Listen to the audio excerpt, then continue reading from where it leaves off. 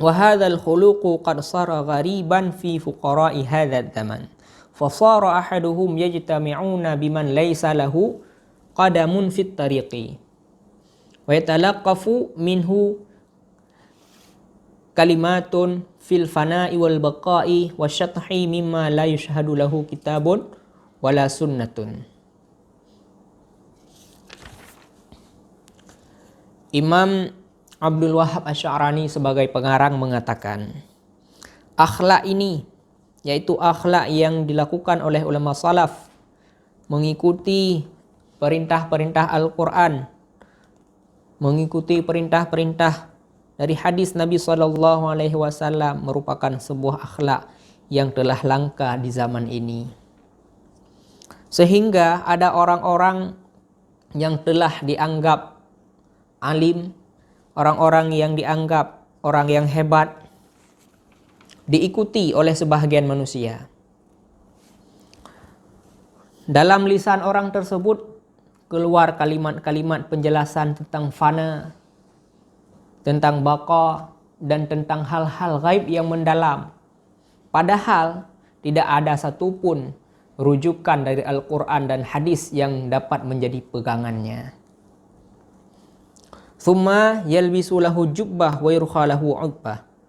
Thumma safara ila baladi Rum mathalan wa yadhharu sumtu wal ju' wa yatalabu lahu murattaban aw mamsuhan wa yatawassalu fi dhalika bil wuzara'i wal umara'i farubbama rattabu lahu syai'an fayasiru ya'kuluhu haraman fi butnihi likaunihi akhadahu binu'i talbisin alal wulati wa i'tiqadihim fihi sulha. Orang-orang itu yang tidak berilmu, yang tidak mengerti Al-Quran, yang tidak mengerti hadis Nabi SAW,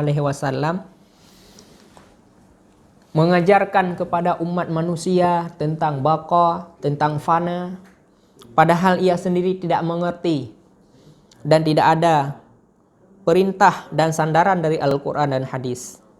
Kemudian orang tersebut diberi satu pakaian jubah yang besar, jubah kemuliaan, dan disediakan baginya berbagai kelezatan.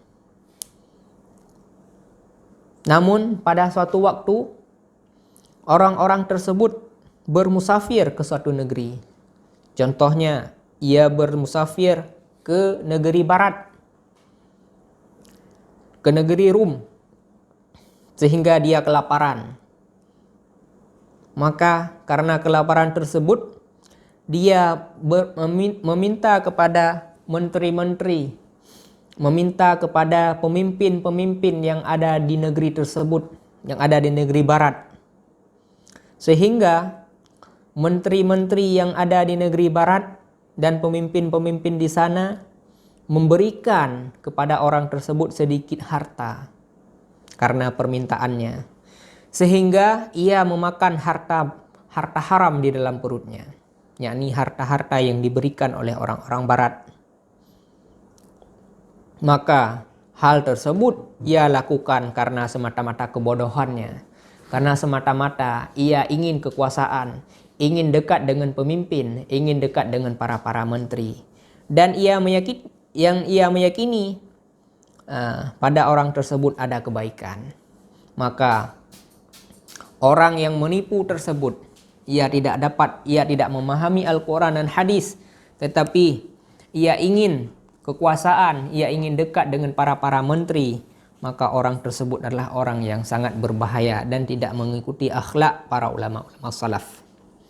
Wa qad dakhala alayya syakhsun minhum fasara yakhudhu bi ghairi ilmin wala dhuqin fil fana'i wal baqa wa ma'ahu jama'atun ya'taqidunahu. Fawadhabani ayyaman faqultu lahu yawman akhbirni an syurutil wudu'i was salati mahi. Faqala li ana ma qara'tu fil ilmi syai'an. Faqultu lahu ya akhi inna tasihihal ibadati ala zahiril kitabi was sunnati amrun wajibun bil ijma'. Wa man la yufariq bainal wajibi wal mandubi wala bainal muharrami wal makruhi fahuwa jahil. Wal jahilu la yajuzul iqtida'u bihi la fi tariqid dhahiri wala fi tariqil batin.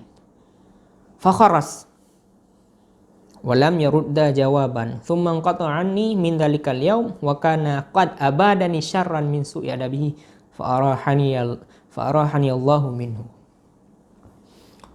Imam Abdul Wahab Asy'arani menceritakan sebuah pengalamannya dengan orang-orang yang telah dianggap keramat, orang-orang yang telah dianggap alim, membicarakan hal-hal gaib, membicarakan hal-hal yang tidak dibicarakan oleh ulama lain, yaitu membicarakan tentang fana, tentang baqa, dan dia memiliki jamaah yang banyak, memiliki murid-murid yang banyak yang meyakini kebenaran keramahnya.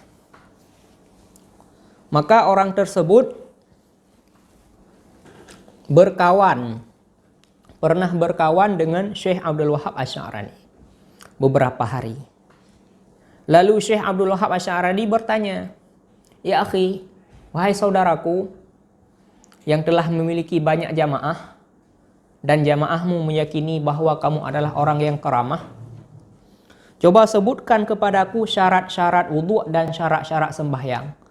Apa syarat wudhu dan apa syarat sembahyang? Coba jelaskan." Orang tersebut menjawab, "Aku tidak tahu tentang hal itu sedikit pun. Aku tidak tahu apa syarat-syarat wudhu dan aku tidak tahu apa syarat-syarat sembahyang." Maka ketika orang tersebut menjawab, Syekh Abdul Wahab Asy'arani terkejut.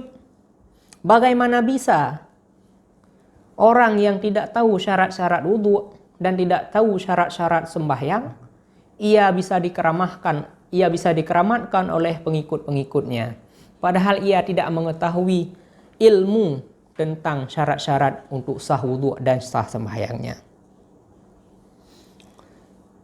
Syekh Abdul Wahab Asy'arani berkata kepadanya, "Wahai saudaraku, agar ibadah kita ini menjadi sah yang sesuai dengan Al-Quran dan hadis Nabi SAW,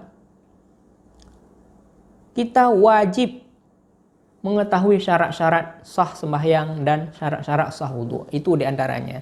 Dan ini adalah sebuah hal yang wajib dan telah menjadi ijma' di kalangan ulama. Kita wajib mengetahuinya. Kalau kita tidak mengetahuinya, maka kita berdosa. Bagaimana kita melakukan ibadah sedangkan kita tidak bisa berwudhu? Bagaimana kita melakukan ibadah sedangkan kita tidak mengetahui syarat-syarat sembahyang?